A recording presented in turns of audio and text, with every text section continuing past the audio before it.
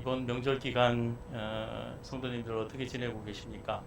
서로 감사하고 서로 사랑하고 화목하고 서로 얼굴을 볼 때 대할 때 말로 행동으로 서로 얼마나 위하고 있는지 하나님의 그 사랑과 윤례가 이루어지는 하나님 주시는 그 은혜와 평강이 늘 우리 성도들 가정에 차고 넘치는 명절이 되셨으면 좋겠습니다. 오늘 아까 윗자리도 보고 아래 자리 잠깐 보니까 평소에 못 보던 분들이 이렇게 보여집니다. 명절 때 집에 오셔서 이 자리에 함께 오신 우리 가족들 계신 것 같아요. 그래서 옆에 분 한번 인사하면서 잘 오셨습니다. 환영합니다. 한번 하겠습니다. 네. 뭐 지난주에 봤던 얼굴들도 환영하죠. 네, 다시 한번 하겠습니다. 환영합니다. 잘 오셨습니다. 네.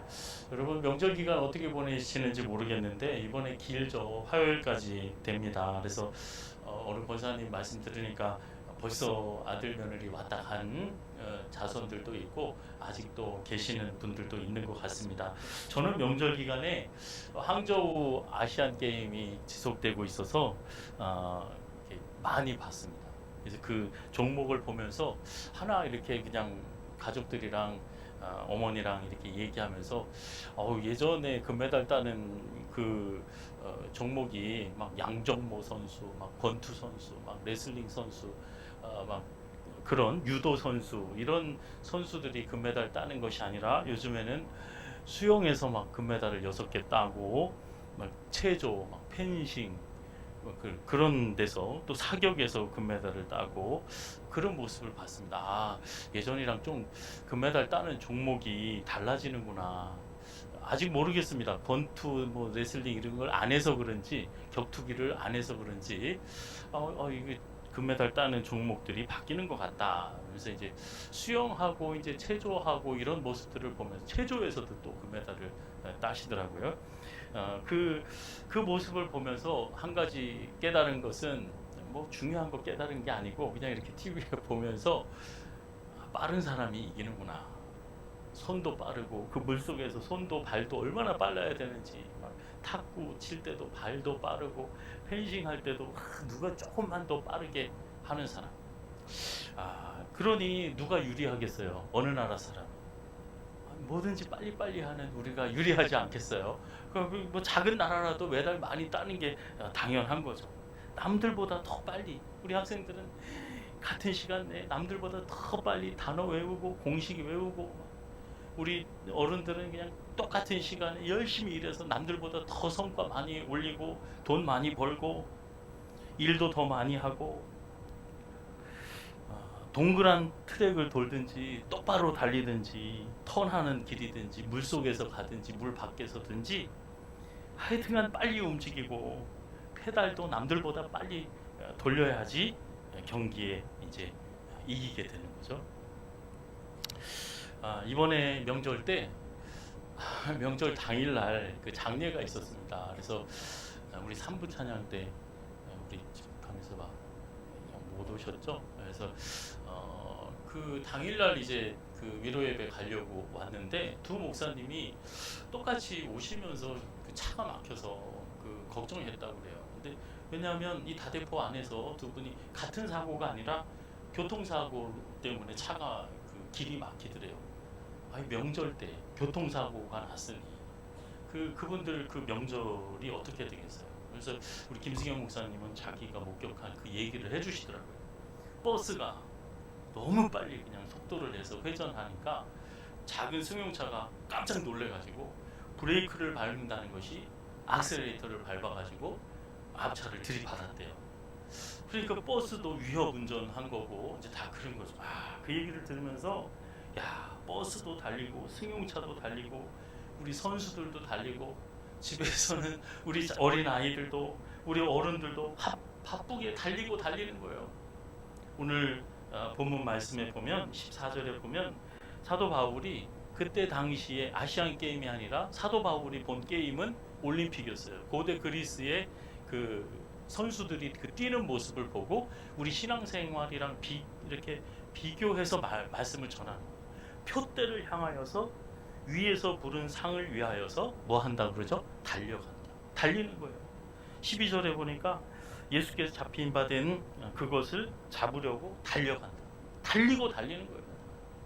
세상 사람들도 달리고 예수 믿는 사람들도 달리고 집에서도 달리고 일터에서도 달리고 교회에서도 그냥 달리고 누구 하나 여유 있는 사람이 없어요. 다 바쁘대요. 애들도 바쁘대요. 뭐가 그렇게 바쁜지 성경 볼 새도 없어요. 기도할 새도 없어. 예배 시간이 너무 길대요. 너무 바빠서. 뭐가 그렇게 바쁜지 시간 남는 사람이 하나도 없는 거예요.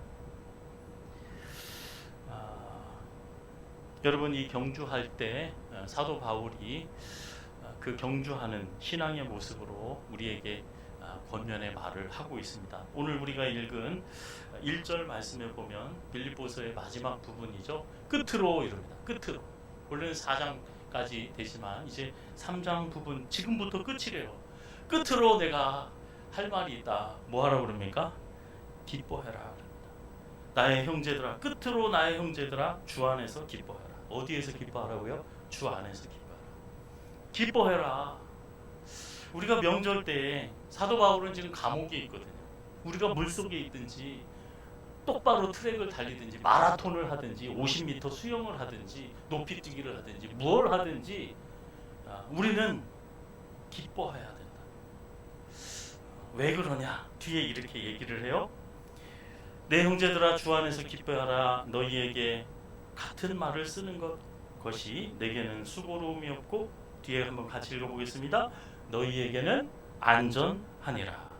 안전한 게 뭘까요? 안전하다는 것이 원래 뜻을 보니까 실패가 없다. 그리고 헛된 일이 없다. 절대 실패하지 않는다. 그 이야기입니다. 왜 우리가 기뻐해야 되나? 여러분 주 안에서 이 복음 안에서 예수님의 말씀 그 가르침 그리스도 안에서 우리는 예수님을 법으로 진리로 받았어요. 그래서 그 말씀과 그 교훈 안에서 우리는 안전하다. 그리스도 예수 안에서 우리 교회는 안전하고 저와 여러분이 행하는 모든 일들 어떤 큰 사업을 벌이든 작은 구멍가게 일이든 내 건강 있잖아요. 내 건강에 대해서 내 생명에 대해서 우리는 안전합니다. 왜? 실패할 수가 없어요. 영원한 성공을 할 수밖에 없어요. 언제요? 그리스도 안에 있을 때. 예수 안에서 우리의 자녀는 안전한 줄로 믿습니다. 사도 바울이 예수님에 대한 신앙 고백을 하는데 디모데 후서 2장 5절에 보면은 경기하는 자가 거기도 경기하는 자 법대로 하지 아니하면 면류관이 없다. 그 이야기를 합니다. 경기하는 자가 법대로 하지 아니하면 이 법이 뭐냐? 예수님이 사도 바울은 그 법이 예수님이라고 믿은 거예요. 이 법은 잘 할 수 있고 이기게 할 수 있는 법이 바로 예수님이라는 거예요. 사업을 하든지 자녀 양육을 하든지 내가 무슨 봉사를 하든지 예수님이 진리이시고 예수님이 법이신 거예요. 그 법 안에서 우리는 잘 될 수밖에 없습니다. 그리고 영원한 승리를 얻을 수밖에 없어요. 이렇게 수영 400m 그 단체전을 보는데 중국 선수들이 지금 중국에서 난리랍니다. 월등히 예선전에서도 1등을 했고 당연히 금메달감이었는데 실격을 했어요. 실격. 예선에서 1등을 했는데 결승에 진출도 못했어요. 그래서 우리가 은메달을 땄죠. 여자 선수들이. 실격이라는 게 뭡니까? 자격을 잃었다. 실격. 거기 낄 수가 없는 거예요. 왜? 법을 안 지켰거든. 아무리 수백 골을 넣어도 불법이면 그리스도 밖에 주님의 뜻 안에서 행하지 아니하면 면류관이 없고 상급이 없고 헛되고 헛된 일이 되어지는 거죠. 그 남자 마루에 지난번에도 아시안 게임에서 금메달을 땄던 우리 선수가 이번에도 금메달을 또 땄습니다. 김한솔 선수라고. 제가 그 마루 경기를 이렇게 잘 봤어요. 이게 도움닫기 해가지고 막 위에서 공중 돌고 착지를 안전하게 하고 이제 그런 이제 운동이죠. 그 12m, 12m 그 경계선 안에서 자기 기량을 이제 뽐내는 거예요. 저희 선수가 1번으로 나왔어요. 그런데 이렇게 하는 거 보니까 우리 선수도 잘했지만 맨 마지막에 나오는 중국 선수 둘이 얼마나 제주 넘기도 잘하고 그냥 너무 매끄러운 거예요. 그 전에 단체전에서 우리가 이제 졌대요. 그래서 우리 선수들이 다 그냥 시무룩하고 막 이랬을 때 이제 1번으로 나갔는데 제가 볼 때는 솔직히 말해서 그 중국 선수들이 더 멋진 것 같아요. 자세도 그렇고 그 모습이 잘하는 것 같아요. 그런데 보다가 그 해설하시는 분이 저거 보세요, 저거 보세요. 중국 선수가 발가락 2개가 그 선 밖으로 나가 있는 거예요. 저거 감점이라고. 저거. 그래서 착지할 때 이렇게 삐끗삐끗하면 그것도 감점이다. 그래서 결국엔 금메달 누가 땄어요? 우리가 땄어요. 그래서 제가 찾아봤죠. 손가락이나 발이나 신체 일부가 그 정해진 선 밖에 선이 그어져 있는데 12m, 12m 밖 아무리 그 안에서 잘하고 해도 밖으로 나가면 감점이 몇 점인지 아세요? 그 깜짝 놀랐어요. 0.5점이나 돼요. 이 선수들한테 0.12점 가지고 막 점수를 하는데 한 번 나가면 금 밖에 나가면 0.5점이 감점이에요. 그러니 금메달을 딸 수 있나? 불법 안에서는 면류관을 얻을 수 없다. 그런데 이 법이 뭐냐?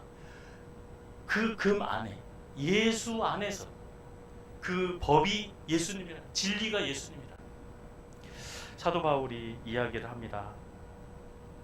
9절에 보면 이제 사도 바울이 본인이 7절에 내가 예수님을 안 다음에 무엇이든지 내게 유익했던 것을 내가 그리스도를 위하여 다 해로 여기게 되었다.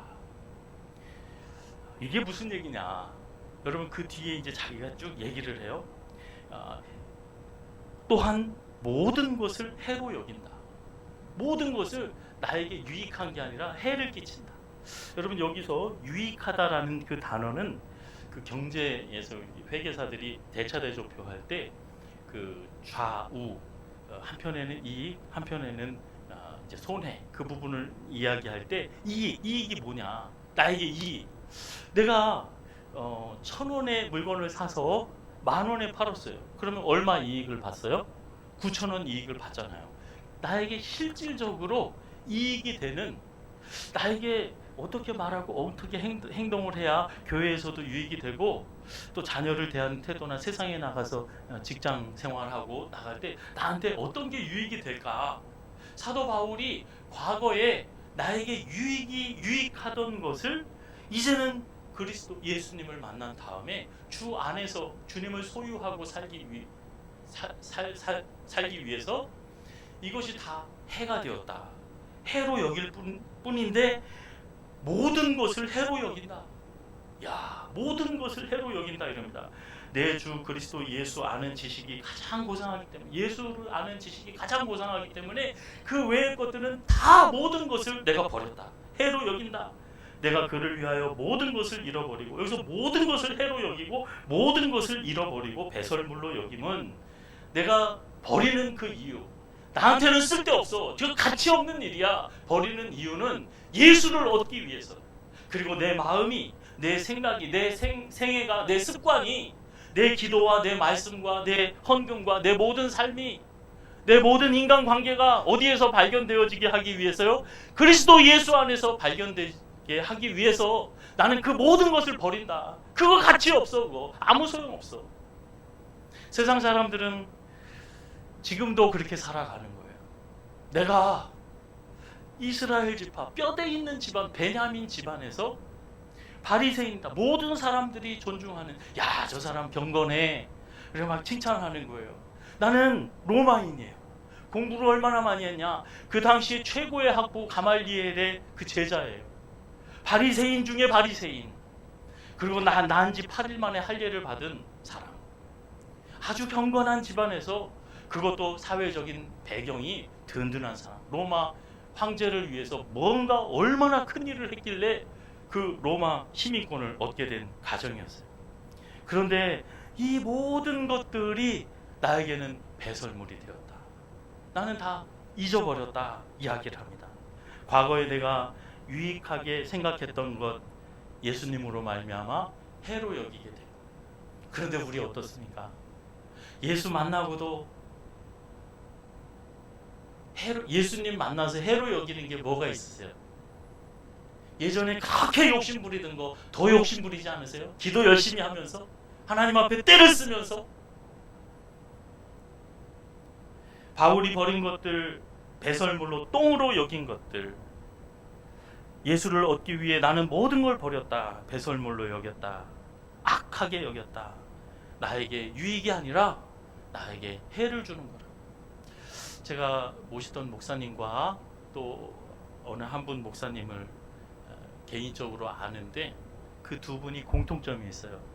목회를 하시면서 자기가 잘했다고 한 일이 총회장을 안 한 거랍니다. 이 두 분은 본인만 원하면 옆에 와가지고 뭐 공갈 협박까지 다 하니까 다 우리가 해줄 테니까 해야 된다고 윽박 지르면서까지 선배들이 와서 총회장 하라고. 근데 두 분 다 총회장을 안 하셨습니다. 그러면서 말씀하세요. 내가 그걸 제일 잘한 것 같다. 만약에 총회장을 하면 여러분 그 다음에부터 모든 모임에나 모든 사람들 만날 때 정경 총회장님 납치셨습니다.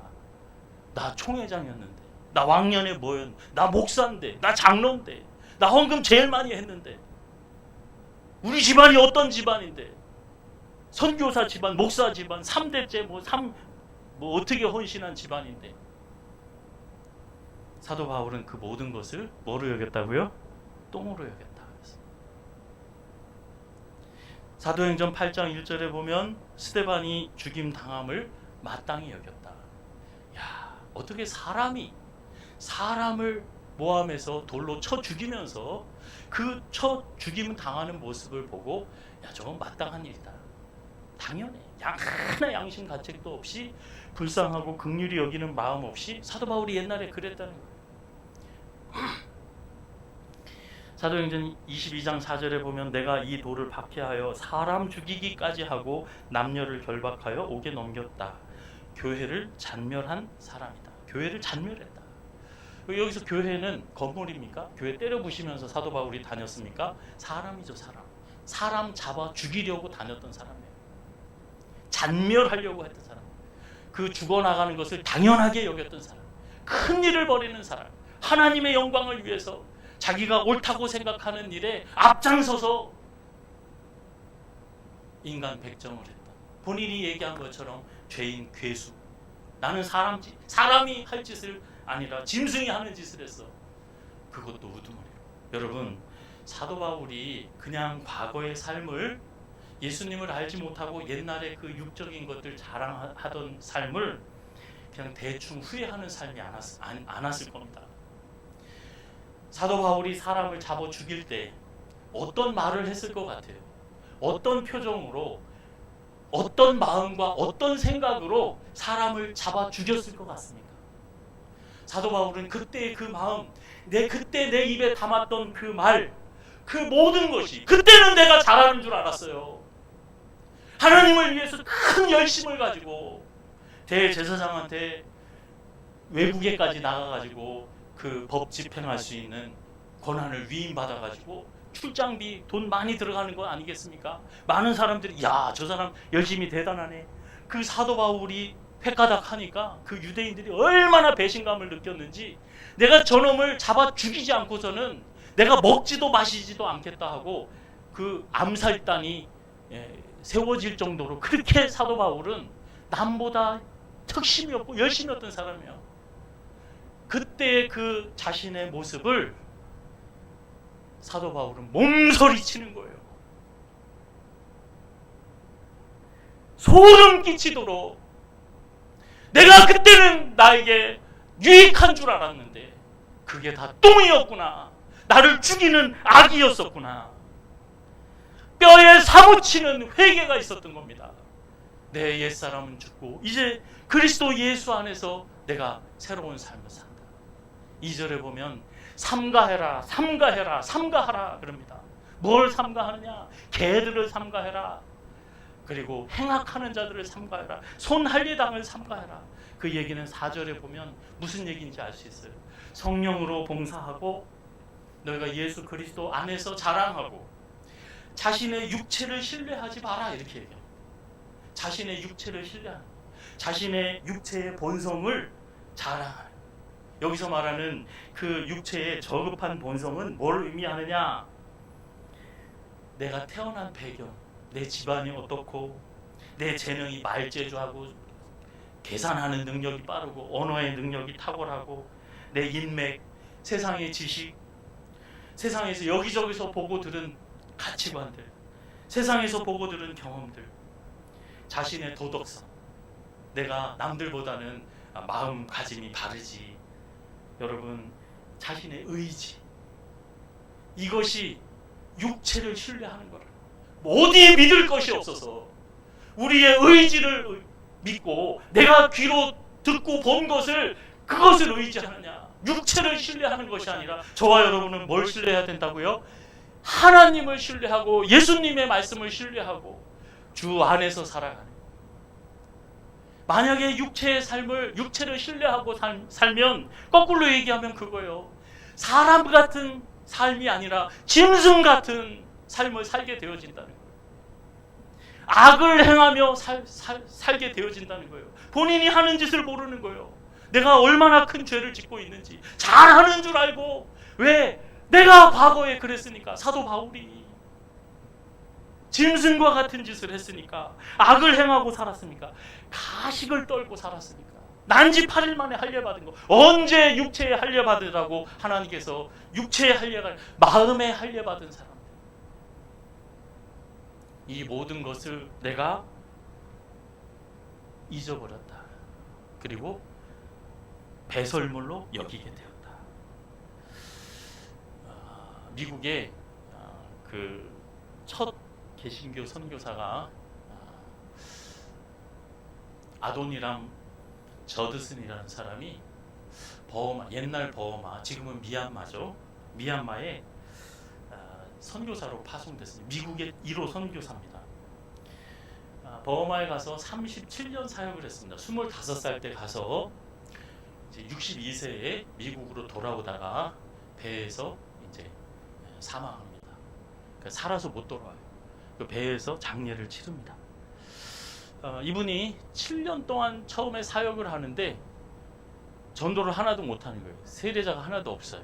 그리고 한 일이 두 부인 7 자녀를 장례 치르고 자기 동료 선교사들, 동료들을 이렇게 장례 치르. 그래서 내가 전도자인지 장례 치르는 사람인지 모른다고 자신이 일기에 그렇게 써놨어요.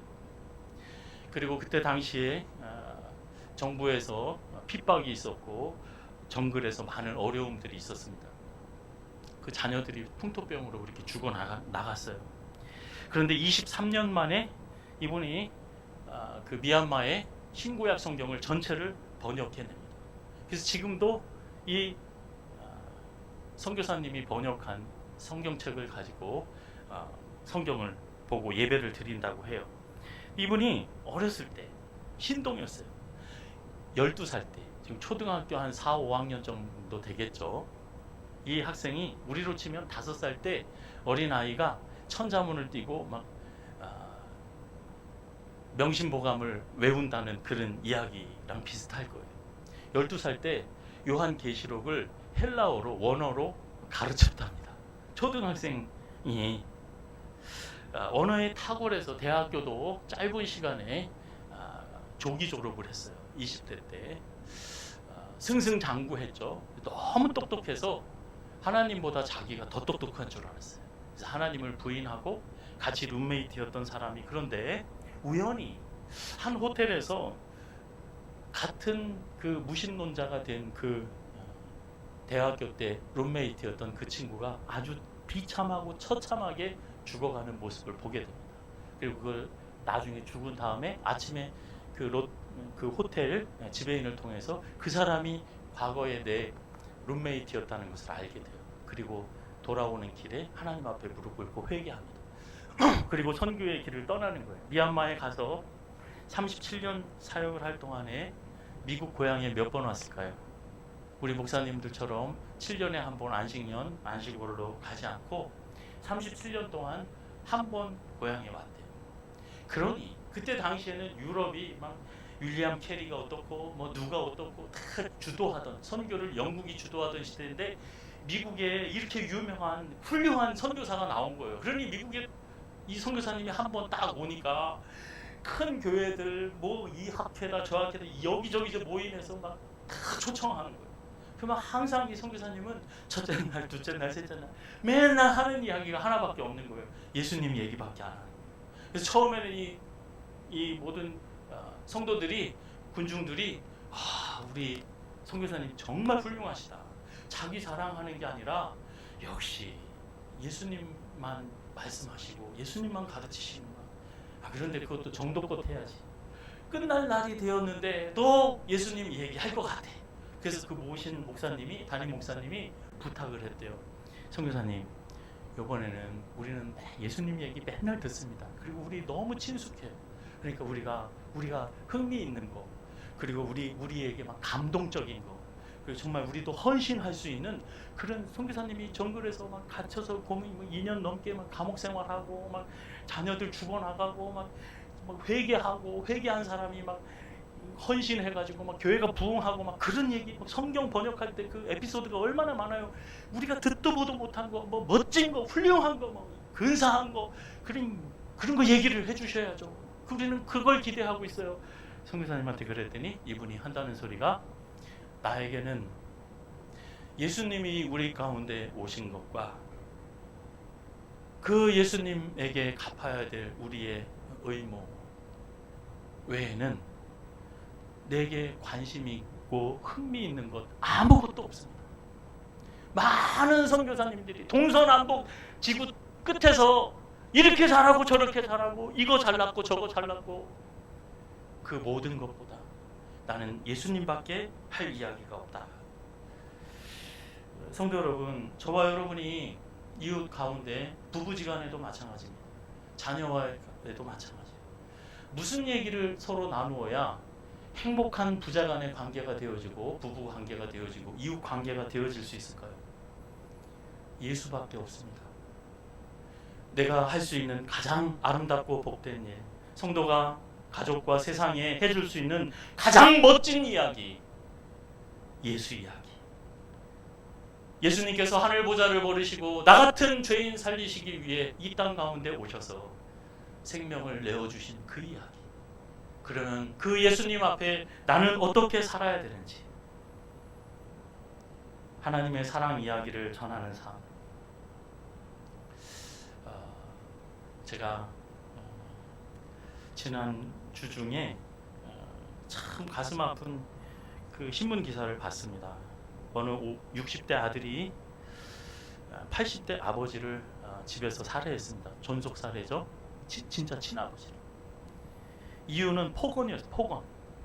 이 아버지가 치매인지 하여튼 뭐 성품이 그런지 뭔가 물건을 잊어버리고 아들에게 폭언을 쏟아붓습니다. 뭐라 그러냐, 이 도둑놈아, 내 앞에서 꺼지라.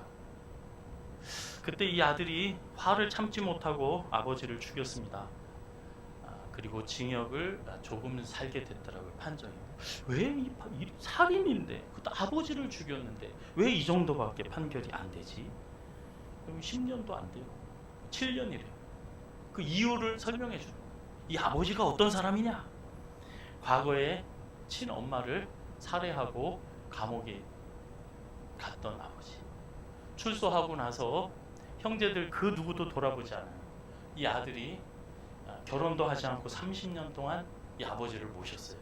근데 이 아들한테, 물론 아들이 뭐 흠이 있었는지 모르겠어요. 이 도둑놈아, 내 눈앞에서 사라지라. 그러면 아들은 할 얘기 없었을까요? 그럼 아버지는 뭡니까? 내가 도둑놈이면 이 살인마야. 당신의 아내를 죽이고 내 어머니를 죽인 살인마야. 그러지 않았겠어요? 그 말 한마디로 화와 분을 참지 못하고 그 독설로 인해서 칼부림이 났어요. 반대로 이번엔 행복한 이야기입니다. 제가 예전에 한번, 저도 이거 이렇게 됐는지 몰랐어요. 스리랑카의 한 외국인 노동자가 1월 달에 추위에 얇은 옷을 입고 다다다다 떨고 있는 거예요. 어느 목사님이, 그분이 김혜성 목사님인데, 차를 타고 가다가 너무 안 된 거예요. 그래서 왜 여기 있느냐, 그리고 필요한 게 뭐냐, 저녁을 같이 먹여주고 자신의 그 지구촌 사랑 모임, 그 모임을 가졌다고 합니다. 그 모임에 이 친구들이 나오게 됐어요. 스리랑카 사람들이 점점 많아지는 거예요. 우리처럼 이렇게 추석 명절, 본인들도 명절 있을 거 아니에요. 그때 그 중에 한 청년이 와가지고 목사님한테, 목사님, 저희 나라에 저희 삼촌이 야당 국회의원인데 저희 이 모임에 와서 격려도 하고 그러겠다는데 그래도 괜찮겠습니까? 아이고, 오시라고 그래라. 반겨주고, 그때부터 목사님과 그 야당 국회의원의 교제가 시작이 됐어요. 그래서 쓰나미 때 도와주고, 또 서로 연락을 하고, 서로 이제 스리랑카 자기 젊은이들의 이렇게 친절을 베풀어 주니 얼마나 고마워요. 근데 이분이 승승장구하는 거예요. 자기 나라에서 소식이 오는 거예요. 목사님, 이번에 우리 삼촌이 노동부 장관이 됐어요. 이번에 우리 삼촌이 국무총리가 됐어요. 이번에 우리 삼촌이 뭐가 됐겠어요?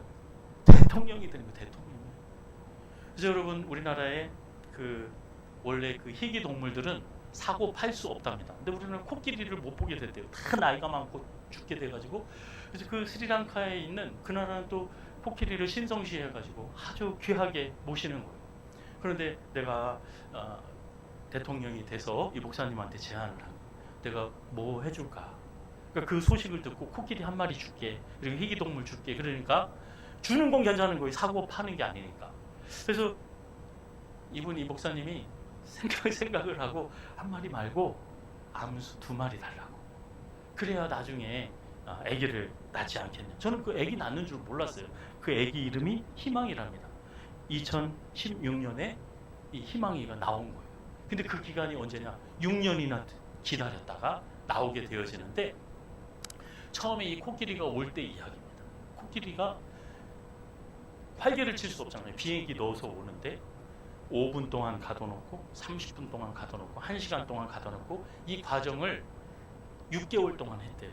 그리고 이 코끼리를 여기 2마리가 와서 우리나라에 정착할 때까지 2년 동안 그 나라에서 조련사들이 와가지고 적응할 수 있도록 도와준 거예요. 그 코끼리가 올 때 그냥 올 수 없었대요. 그분은, 대통령은 국회를 열어서 국회를 통과했어야 됐대요. 성도 여러분, 내가 예수를 얻고 배설물처럼 버리는 거, 이게 뭐 큰 대단하고 뭐 결단이고 뭐 서약서를 쓰고 사명 선언을 하고가 아니라, 저와 여러분의 작은 삶 가운데 말 한마디, 작은 친절 하나, 내가 예수를 영접함으로, 예수님의 마음으로, 예수님의 사랑으로 말 한마디 하는 것이 생명을 살리고 죽입니다.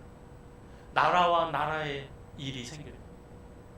감히 상상하고 꿈꾸지 못했던 일들이 우리의 작은 헌신을 통해서 우리 하나님께서는 30배, 60배, 100배의 결실을 맺게 하시는 분이 우리 하나님이신 줄로 믿습니다. 저와 여러분의 삶, 지극히 작은 것에서 마태복음 5장 22절에 보면 예수님이 이렇게 말씀하세요.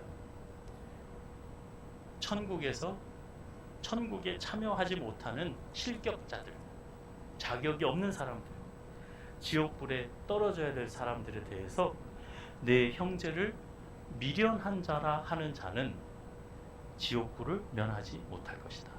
그 이야기는 천국에서 실격이다. 그 이야기입니다. 경기 아무리 큰 일을 하고 뭔 성과를 얻어도 소용없어요. 왜? 주 안에서 말하고 행동하지 않았기 때문에. 지극히 작은 말 한마디, 내가 상대방을 향해서 베풀고 섬기기 위한 그 작은 씀씀이 하나하나, 잘했다, 착하고 충성된 종아, 내가 무슨 일에? 작은 일에 충성했구나. 예수 그리스도를 얻기 위해서 모든 것을 배설물로 여기고 버렸던 이 아도니람 저드스는 그 이야기 중에, 요 이야기만 하고 마칠게요. 하고 싶은 얘기 많은데, 세상에 미국에서 집회를 할 때 어려서부터 천재라고 그랬잖아요. 이분이 영어를 까먹었어요. 영어를. 영어를 못해. 아니 12살 때 헬라어로 계시록을 가르쳤던 사람이 미얀마어로 20년 동안 신약 구약을 번역한 사람이 왜요? 내 모국어를 잃어버렸어요. 사도 바울이 이야기하죠. 나는 예수를 얻기 위해 모든 걸 잃어버렸다. 그리고 버렸다. 아니 얼마나 집중했길래, 얼마나 헌신했길래. 아니 25살 때 갔는데 25살 때 갔는데 어떻게 자기 언어를 잊지? 그래서 모르겠어요. 이게 뭐 유창하게 하지 못해서 통역관을 세웠는지는 모르겠지만 통역관이 필요할 정도로 자신의 언어를 잊어버렸다. 왜요? 미얀마를 사랑하기 때문에, 예수님 때문에 자기의 것을 버리고 잊어버린 거죠. 저와 여러분의 삶 가운데에 지극히 작은, 내가 예수를 믿음으로 말미암아 내 입에 담았던 그 헛되고 헛된 악한 열매 없는 그 말을, 그 행동을 부부 간에, 형제 간에, 또 이웃 간에, 성도 간에, 원수와 사이에서도 주님께서 이루시는 아름답고 복된 은혜의 통로로 쓰임받는 저와 여러분의 삶이 되어지기를 예수님의 이름으로 축원합니다.